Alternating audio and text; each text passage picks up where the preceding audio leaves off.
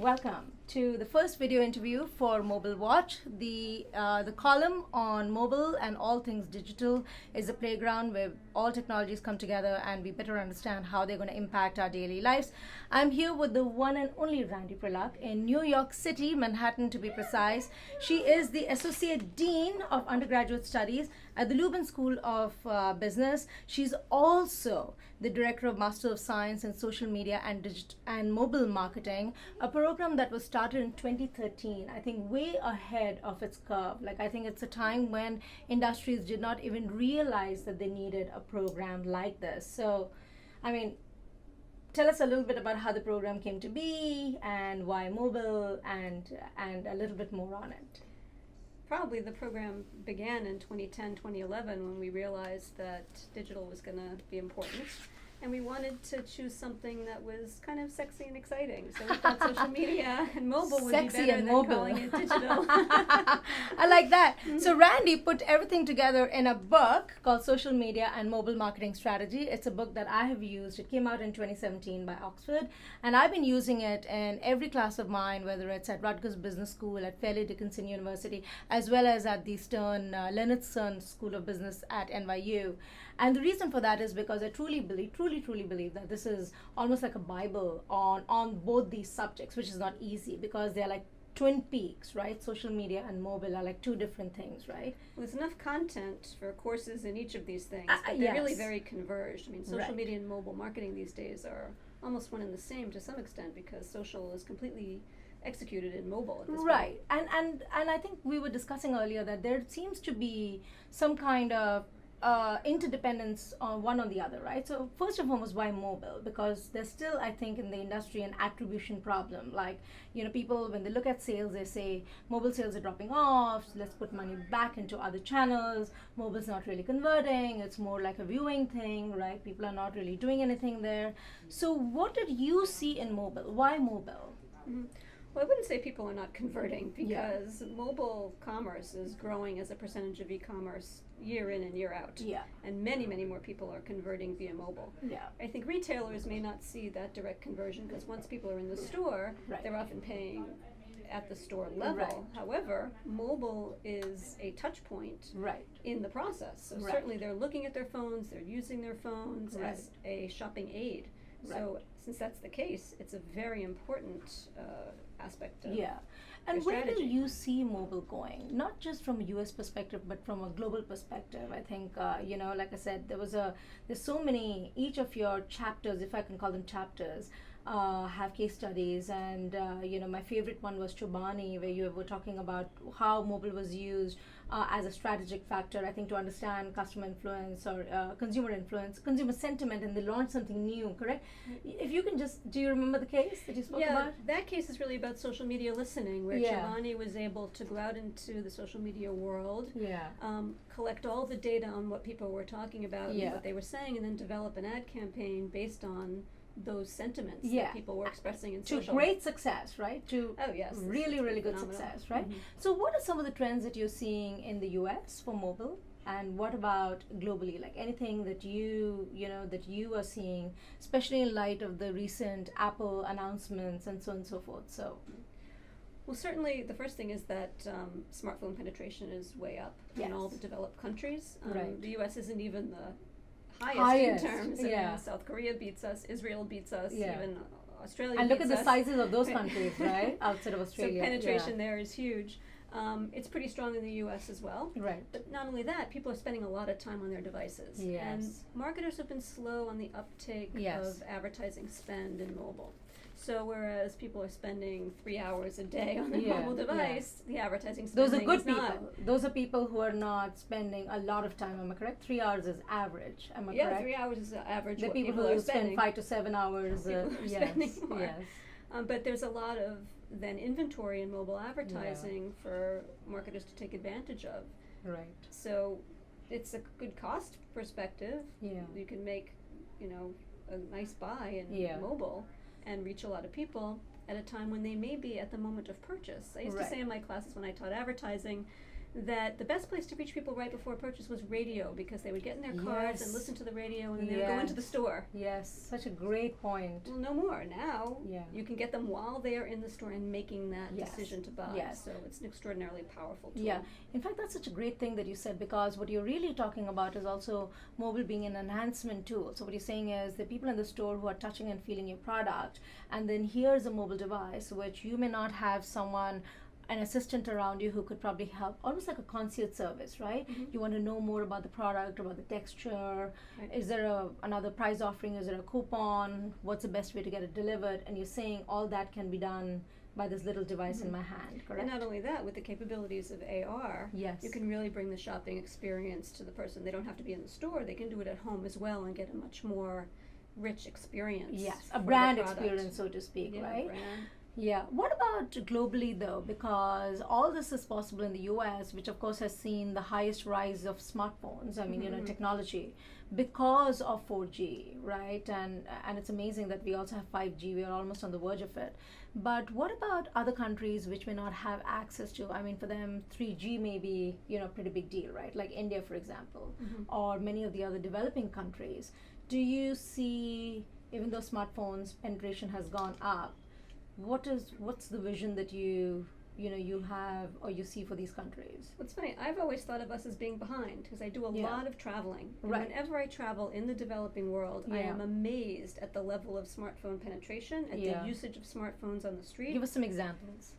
I was just in Albania. Okay. Albania has good cell phone penetration. It's amazing. People are using their phones everywhere. In China, they're much more advanced than we are in terms of mobile payments. You bring your phone and pay for everything, and WeChat is hugely They're making business presentations on WhatsApp, so I'm not surprised. And this is part of the developing world. I've been to Armenia. They have a very strong penetration. Georgia. Mexico. I haven't been to Mexico lately, but I would imagine. So I think that it's growing tremendously, and globally about 40% of the world's population has smartphones. Yeah, I think that's the statistic. So smartphones are not cheap. Smartphones are not cheap, right? So what do you think is causing this surge in sales? Well, they're cheaper in other markets. So there are more competitors in other markets. In our market, they're fairly expensive. Yeah, 1,000+ phones. Yeah. And since people don't have wired connections in their homes in the developing world, they can make the investment on their phones because they haven't paid for cable connections at home, and that's their only access to the internet. So it's justifiable for them. Have you also noticed another really interesting trend? I've noticed it with my parents, for example, right? They took to smartphones like a duck to water. My mother especially, because she didn't have to unlearn and then learn again. I remember my sister, I think, had bought tablets for my father and my mom, and my father needed, I think, one of the only 3 keyboards that have ever been sold by Apple for a tablet because he had no idea what to do with it. But my mom took to it like there was no tomorrow, and she was so seamless at it. So are you seeing this as a technology that has also broken some barriers across cultures and generations? I mean, it's super intuitive for a human being. Any human being should be able to understand that you touch something and something happens. I mean, children, if you watch children interact with these devices, it's absolutely amazing. They can totally do it, no problem. So if a 2-year-old or even a 1-year-old can manipulate an iPhone, I think our parents can do that as well. They can, right? Are you seeing that as a trend? Like in some of the developing countries, do you see, this being one of those devices that actually cuts across, almost various age groups, I think. Is that something that you're seeing as a trend? Absolutely, but it's more of a socioeconomic thing. I mean, people who have the money to afford it can do it. And the poorer people absolutely don't. That's true. That's true. So, what are your thoughts around 5G? Everyone's excited about it. Well, a faster connection's always worthwhile, and it will make for some really interesting technology. It will allow for more streaming, and people will have more access to communications by marketers and be able to interact more with phones. It should have more coverage, right? So that will give people more opportunities to interact with marketer materials. Yeah. Do you think that it would give the US as a market an edge over the others, or do you think the developing markets will catch up? Will 5G be a global phenomenon? I'm not sure of that. It really depends on what the rollout ends up being. I think a bigger problem in the US might be net neutrality. Yes. If there are going to be net neutrality issues and the states don't step in, that could limit what the capabilities are for 5G, because the companies will start to make decisions about who gets content and who doesn't. Right. So regardless of what the system is capable of, what an individual person might actually get is a different story. So I want to speak about mobile and attribution, because when I was dealing with, when I had a chance to partner with Google and Bing, they joined in my frustration when we used to speak to clients and tell them, how can you even think of taking money out of mobile, right? Like today you're not seeing it, but tomorrow you would, right? So we would talk about assisted attribution instead of attribution. And of course, attribution is the whole phenomenon of understanding who would you give the credit to for a sale, correct? Which in e-commerce is huge. So whether you are an e-commerce only site or online plus offline, like with a brick and mortar plus e-commerce, it's very important to understand attribution. I think it's one of the reasons why, even though mobile sales have surged, the amount of money that companies are putting in mobile hasn't really gone up to the extent that these companies like Google were envisioning. Any thoughts on attribution? Any thoughts on how companies should think about it? Well, I think money has gone into search. Yeah.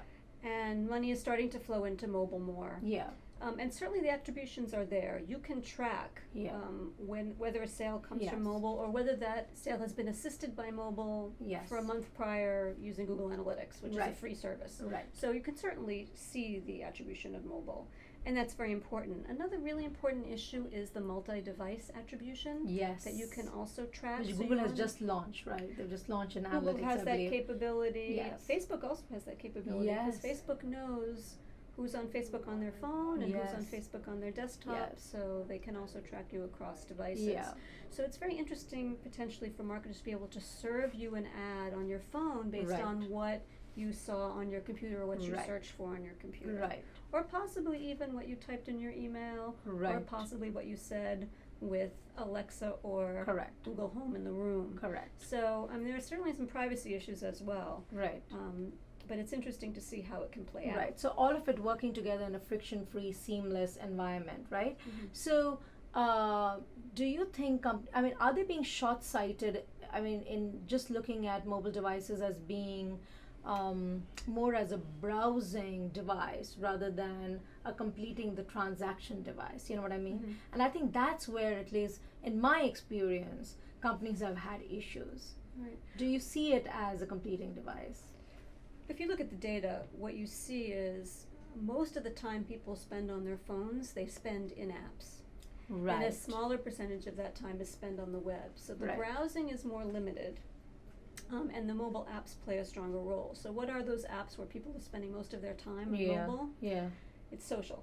Yeah, so and I was going to say, and streaming, Instagram. and streaming like Netflix and YouTube, Amazon Prime, maybe that, YouTube, right? Huge, right? Amongst millennials and Gen Z. Absolutely. Okay. So so now the young people are only on YouTube, Snapchat, Instagram. Yes. And Facebook usership is dropping, right? Yes. People are turning away from Facebook. Yes. And in fact, I think Pew reported that 42% of the people say they've taken a break from Facebook in the last, I think it was a month. Yeah. So on Monday, 4 of my students told me that they're not on social media. I'm like, you're in a social media class? At all? Well, they're on LinkedIn. Well, Right. Yeah. So it's a trend. You're right. In my classes, I don't teach them how to use any of these services. First of all, I know they know how to use Facebook, and I know they know how to use Instagram.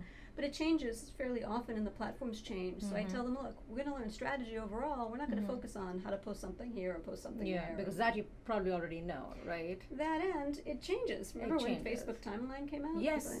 Yes, and emotions came out, emoticons, it really changed, right? So, yeah, that's really cool. So speaking about students, right, how prepared do you think the students are today for this agile, mobile, social world where everyone's posting everything and our lives and the decisions on a hurricane could be decided on a tweet, right? So what do you think of this? Are the students that you touch every day, especially since 2013, since the launch of this program, and you've been so critical to it, are they ready? Are the companies, looking for such students? I think it's very important for students in marketing in particular to understand digital marketing. If they haven't had digital, they're not going to be able to perform in the marketplace because that's what everything is these days. Now, just because they know how to post something or tweet, that isn't the kind of experience that they need. They have to be able to get behind the analytics, be able to analyze the data, and then use those data to create real-world campaigns that then lead to change. It's imperative. Wonderful. In terms of concluding thoughts, right? The recent Apple announcements where the phones are now $1,000 each, which of course in a country could probably buy 6 months of food supply, and the Apple Watch, which wearables, the companies have been struggling to get it right, from higher battery life, I think, to actually getting you to do things on this. And I remember Apple called it, we want to be the #1 health and fitness, watch. And I was thinking, for a company that makes more watches than the whole of Switzerland today, which is true, yep. That is a very expensive health and fitness product, right?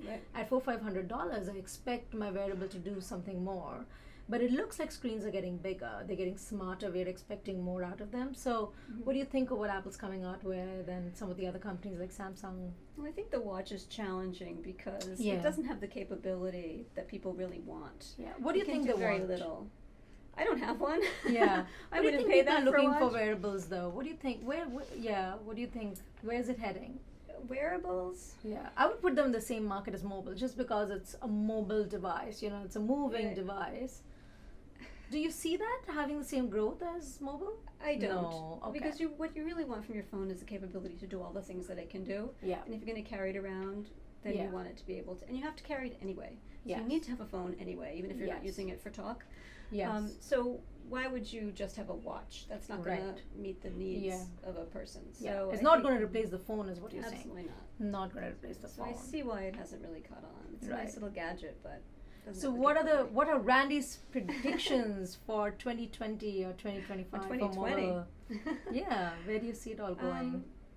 Well, I see voice search. Huge. Welcome to Alexa and Google. Not even Alexa. Actually, frankly, I don't think Alexa is particularly a powerful device. If you ask it questions, it actually does not know the answers, which is pretty amazing to me. I think Google's better, and Google's getting better at it by the day as they're using all the data that they have to make these searches better.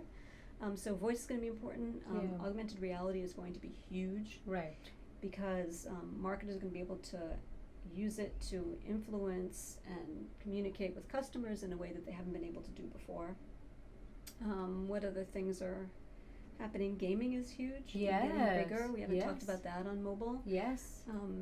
Teens are very engaged in gaming, but even oddly enough, the typical gamer adults, is adult women. Yeah. And the top gamers in the world actually seem to be women and adult women. Yeah. Right. So gaming as a device Twitch is a very popular medium for people to watch gaming. Right. So and sports participation and sports viewing has declined because esports have been growing. Right. So the world is really changing. Right. And you see all this happening on this little device that we're going to be carrying around. So do you see desktops coming down? And we're not going to be carrying it around anymore. We're not going to be carrying it around anymore. What's going to happen is we're just going to be in our regular spaces and interacting perhaps with holograms or things like that. Instead of actually holding the phone, you won't have to hold it anymore. Right. It will serve you perhaps with a screen that pops up, or perhaps just listening to what you say and responding. Right. So almost like an immersive experience. I think so. Right. So in what I'm hearing from you is that the smartphone is just the beginning of all these amazing things that can happen, and 5G is only going to add to it, and it's all going to be this one immersive experience where it's going to talk to other devices and other things and really seamlessly blend into one's life. Right? Yes. And it's interesting and exciting, but also scary. A bit of caution, Right? It's scary, right? Because the next thing you know, the phone's going to make sure that I don't come into my house. It's going to lock me out. Yeah, that's true. It will be able to if you have the lock system. Right, that's true. Right? That's true. Well, that was Professor Randi Priluck, or as I fondly call her, Randi. I'm really hoping, Randi, that this is one of many conversations that we have. I'd love to invite you back to talk social on a later day, and of course wearables, which is my favorite subject. And I know my Gen Z son's favorite subject is Alexa. He talks to Alexa more than he talks to his mother. That is a true fact. So hopefully, I can invite you back for more sessions. But it's been really such a pleasure having you here today. And this book, people, this book. I know you're watching this at a global scale, but really, this book, Randi, I'm looking forward to edition 2. Thank you so much. Nice to have you. Nice to have you too.